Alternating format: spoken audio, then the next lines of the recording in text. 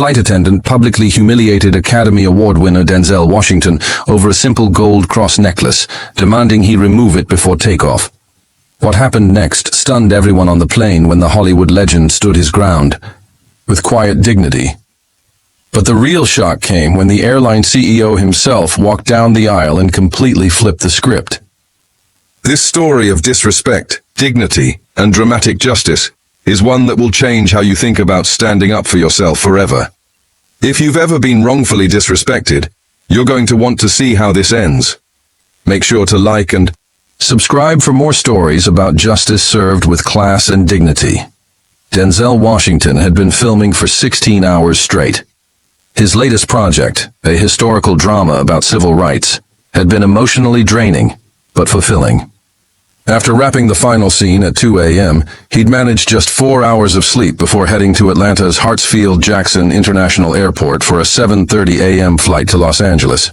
Dressed in a simple black t-shirt, jeans, and a baseball cap, pulled low to avoid recognition, Denzel carried only a small carry-on with his essentials. Around his neck hung the gold cross his mother had given him 30 years ago, a treasured keepsake he wore during every flight for good luck and spiritual protection. It wasn't flashy or ostentatious, just a simple symbol of faith tucked mostly beneath his shirt. Despite his attempt to remain inconspicuous, a few passengers recognized him as he made his way to his first-class seat. They respectfully nodded or whispered to their companions, but no one approached. Denzel was known throughout Hollywood for his professionalism and desire for privacy while traveling. Today, that privacy was particularly important. He had promised to attend his son's award ceremony that evening, a commitment he refused to break despite his exhausting schedule. The first-class cabin was nearly empty, with only 3 other passengers scattered throughout. Denzel settled into his window seat, placed his cap on the empty seat beside him, and closed his eyes, hoping to catch another hour of sleep before takeoff. That's when a sharp voice cut through his moment of peace. "Sir, you'll need to remove that necklace before we take off." Denzel opened his eyes to see a flight attendant standing over him. She was in her mid-40s with her hair pulled back so tightly it created tension lines around her eyes. Her name, tag read Rebecca. Her arms were crossed, and her expression held none of the warm customer service demeanor typical of first-class cabin crew. "I'm sorry?" Denzel asked, genuinely confused. "Your necklace," she repeated, pointing at his chest where the gold cross was partially visible. "It needs to be removed and stored before takeoff." Denzel looked around, noticing the businessman across the aisle wearing a thick gold chain, and the woman 2 rows ahead, with large pearl earrings and a matching necklace. Neither had been approached. "Is this a new safety protocol?" he asked calmly. "I've never been asked to remove jewelry on a flight before." Rebecca's eyes narrowed. "It's at the discretion of the cabin crew, sir. That particular style of necklace could become a safety hazard during turbulence." Something in her tone suggested this wasn't about safety at all. Denzel had been flying for decades and had never heard of such a rule. Still, he remained respectful. "I understand concerns about safety," he said, his voice measured and calm. "But this is a religious item that I prefer not to remove. It's been on hundreds of flights, including with your airline." Rebecca's posture stiffened. "Sir, if you're going to be difficult, I'll need to speak with the captain." Denzel raised his eyebrows slightly. "Difficult? I'm simply asking a question about a policy I've never encountered before." By now, other passengers had begun to notice the interaction. A young woman in the second row had discreetly raised her phone, recording the increasingly tense exchange. Behind Denzel, a senior flight attendant named Michael watched with growing concern, recognizing immediately who Rebecca was speaking to, and sensing something wasn't right about the situation. "Either you comply with crew instructions," Rebecca continued, her voice rising, "or you may need to deplane and take another flight." Denzel didn't raise his voice or show irritation. He simply looked Rebecca in the eye and said, "I'd like to speak with your supervisor before making any decisions. This necklace has significant personal and spiritual meaning to me. The stakes were clear. If Denzel was removed from this flight, he would miss his son's ceremony. But there was something deeper at play, something in Rebecca's demeanor that suggested this confrontation wasn't really about a necklace at all. As other first-class passengers began whispering and watching, the tension in the cabin grew palpable. What should have been a routine boarding was quickly becoming a standoff that would have consequences far beyond this morning flight. Consequences that would echo through the airline's corporate headquarters and eventually across social media, worldwide. Rebecca's lips tightened into a thin line as she turned abruptly, storming toward the front of the cabin.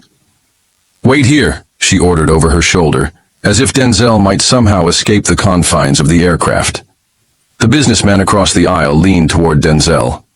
"That's ridiculous," he said, gesturing to his own thick gold chain. "She didn't say a word to me about this." Denzel nodded but remained silent. Throughout his decades in Hollywood, he had developed a particular skill, the ability to respond to unfair treatment with dignity rather than anger. It was a lesson he'd learned from his mother, a lesson about choosing which battles to fight, how to fight them.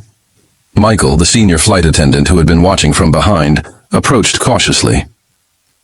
"Mr. Washington," he said quietly, "I apologize for the confusion. There's no policy requiring removal of religious jewelry. I'm not sure what's happening here." Before Denzel could respond, Rebecca returned with the flight purser, a tall man named James, who appeared immediately uncomfortable with the situation. "What seems to be the problem here?" James asked, looking between Rebecca and Denzel. Rebecca jumped in before Denzel could speak. "This passenger is refusing to comply with safety instructions regarding his necklace." "It's a religious item," Denzel explained calmly. "And from what your colleague just confirmed, there's no actual policy requiring its removal." James shot a questioning look at Michael, who nodded in confirmation.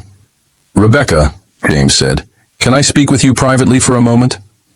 The two stepped away, but their hushed conversation was still audible to those nearby. "What are you doing?" James whispered harshly. "That's Denzel Washington, and there's no policy about removing necklaces. You're creating a problem out of nothing."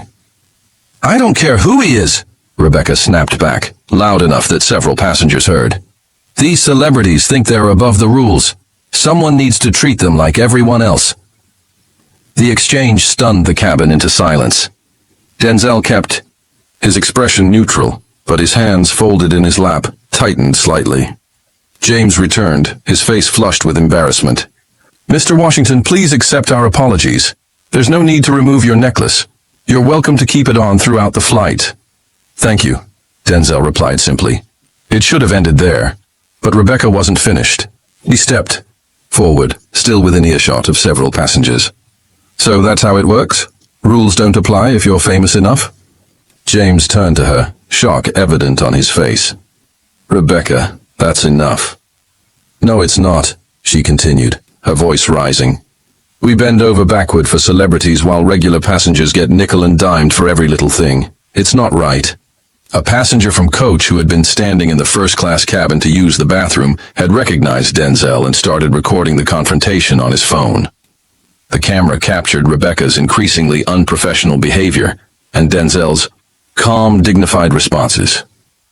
"Ma'am," Denzel said finally, addressing Rebecca directly. "This isn't about fame or special treatment. It's about respect and consistency. You didn't ask anyone else to remove their jewelry, just me." "Because yours is dangerous," Rebecca insisted, though her argument was growing weaker by the second. "How is my cross dangerous when her pearls aren't?" Denzel gestured to the woman a few rows ahead. "Or his chain." He nodded toward the businessman. Rebecca's face reddened. "I'm going to have to ask you to deplane, sir." A collective gasp rose from the passengers who were watching. James immediately intervened. "That's not your call to make, Rebecca. Please, go to the back galley, now." But the damage was done. The confrontation had escalated beyond a simple misunderstanding to a clear case of targeted harassment. Several passengers were now openly recording, and whispers of, "That's Denzel Washington," rippled through the cabin. The captain, alerted to the disturbance, had already contacted airline operations at the terminal.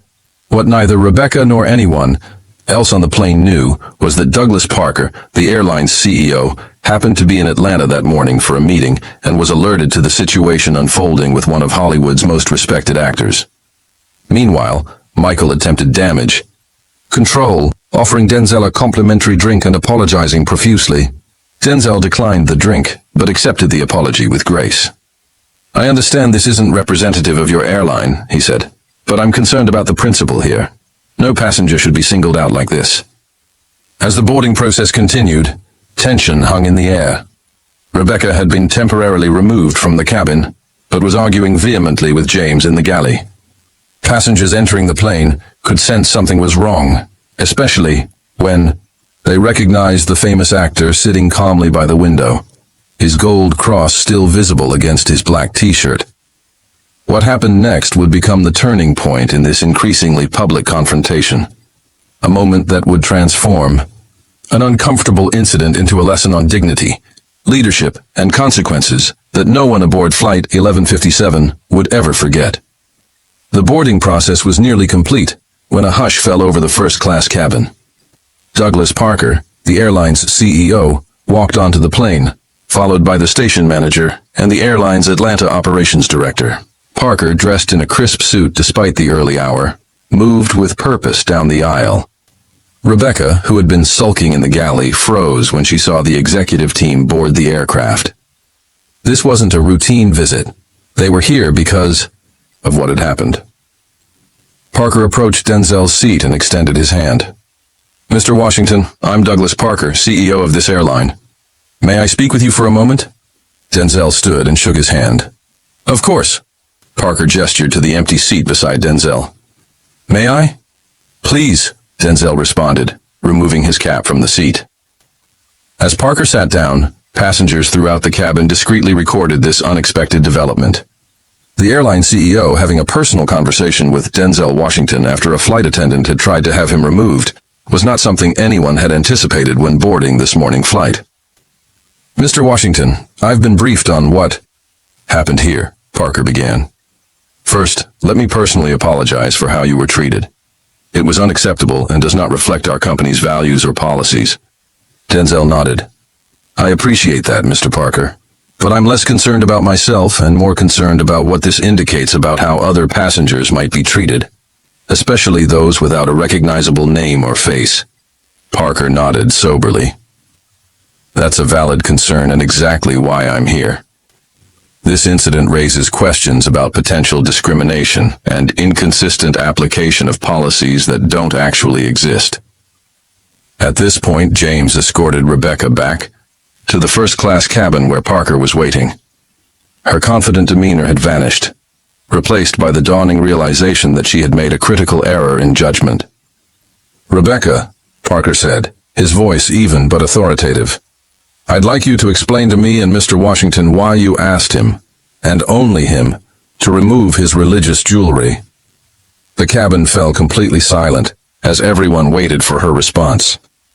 Rebecca shifted uncomfortably. I thought it could be a safety issue during turbulence." "And the other passengers wearing similar or larger pieces of jewelry?" Parker pressed. "I didn't notice them," she said weakly. "Mr. Washington believes, and the evidence suggests, that he was singled out. Can you explain why?" Rebecca's eyes darted around the cabin, seeking escape from a situation that had spiraled far beyond her control. "I was just trying to do my job." "Your job is to ensure safety while providing consistent, respectful service to all our passengers," Parker corrected firmly. "Creating arbitrary rules and applying them inconsistently is not your job." He turned back to Denzel. "Mr. Washington, I want to assure you that immediate action will be taken. Rebecca will not be continuing on this flight." Rebecca gasped. "But..." Parker held up his hand. "This isn't open for discussion. Michael will take your place for this flight. We'll address this further when you return to Atlanta." As Rebecca processed the implications of this decision, Parker continued addressing Denzel, but loud enough for nearby passengers to hear.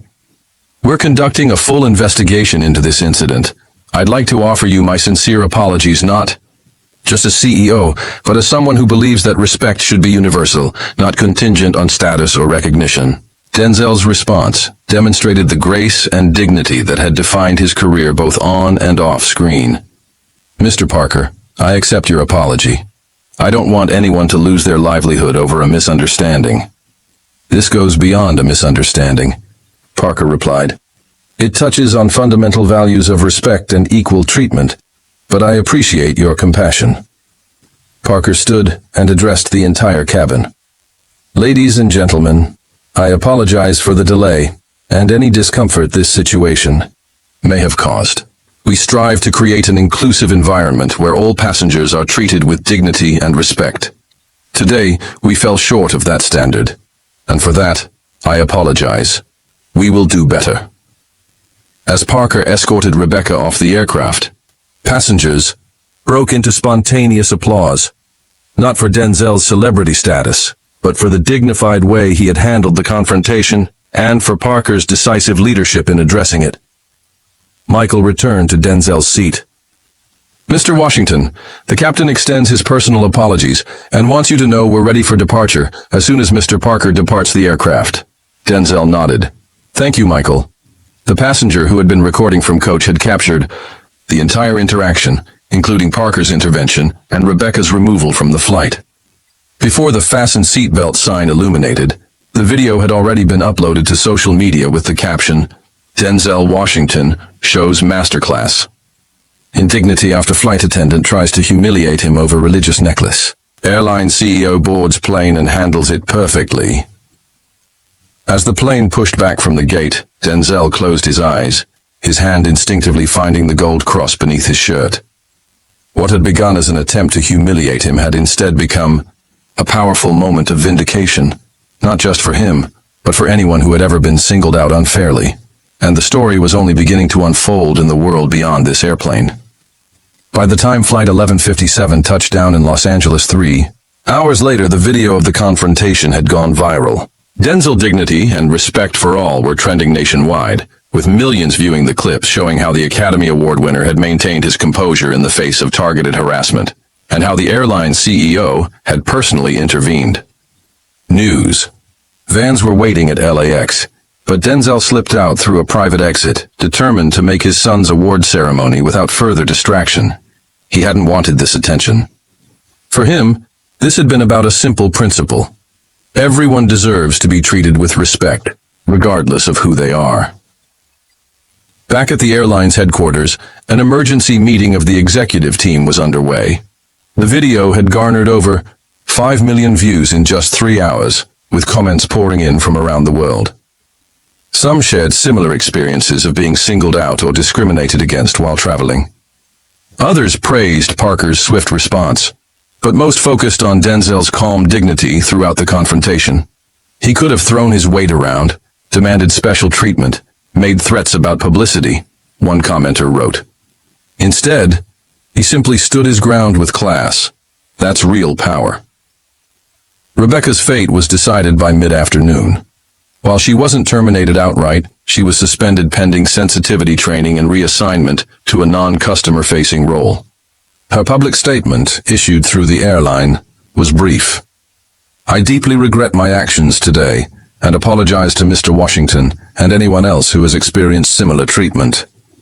I am committed to learning from this mistake." But the larger conversation had just begun. Major news networks picked up the story, using it as a springboard to discuss broader issues of bias and respect in customer service. Aviation experts were asked to clarify actual safety policies regarding jewelry on flights. Religious leaders commented on the significance of being able to display symbols of faith without harassment. 3 days after the incident, Denzel finally addressed the situation publicly during a previously scheduled interview for his upcoming film. His words were characteristically thoughtful. "What happened on that flight wasn't just about me or my necklace," he said. "It was about something we all want and deserve, to be treated with basic human dignity. I've been fortunate enough to achieve a certain level of success, but respect shouldn't be reserved for people with recognizable names. It should be the baseline for how we treat everyone." He continued, "I appreciate how the airline's leadership responded. Mr. Parker didn't just talk about company values, he demonstrated them through immediate action. That's the kind of leadership we need more of in all sectors of society. The airline seized the opportunity to turn a potential PR disaster into a positive transformation. Within a week, they announced new company-wide training focused on consistent, respectful treatment of all passengers. They also introduced a policy explicitly protecting passengers' rights to wear religious symbols and created a direct reporting system for incidents of discrimination. Douglas Parker was praised for his handling of the situation. In an interview with Business Weekly, he explained his swift response. "When I heard what was happening, I knew I had to address it personally, not just because it involved Denzel Washington, but because it represented a failure of our core values. If we say respect is fundamental, we have to demonstrate that, especially when we fall short." The incident sparked a broader conversation within the airline industry. Two other major carriers announced reviews of their own training procedures. A passenger advocacy group cited the incident in their push for a passenger bill of rights that would explicitly prohibit discriminatory treatment. For Rebecca, the experience was humbling, but ultimately transformative. 6 months later, in a local newspaper interview, she reflected, "I had to really examine my own biases and why I singled out Mr. Washington that day. The truth was uncomfortable. I think I resented what I perceived as celebrity privilege, and I wanted to take someone powerful down a notch. What I didn't realize was that true power isn't about fame or money. It's about how you treat others, especially when you're being mistreated yourself." As for Denzel, he made it to his son's ceremony with 20 minutes to spare. When asked by a family member about the airline incident, he simply smiled and said, "Just another reminder that how you respond to disrespect says more about you than the disrespect itself." A year later, the video was still being used in customer service, training programs across multiple industries. The quiet strength Denzel displayed had become a model for grace under pressure, and the gold cross necklace, which he continued to wear on every flight, had become a symbol of standing firm in one's convictions without sacrificing dignity. The final irony came when Rebecca and Denzel crossed paths again, this time at a charity event where she was volunteering. Their brief interaction, witnessed by several attendees, demonstrated the growth that can come from confronting one's mistakes. She apologized personally, and he responded with genuine warmth and forgiveness.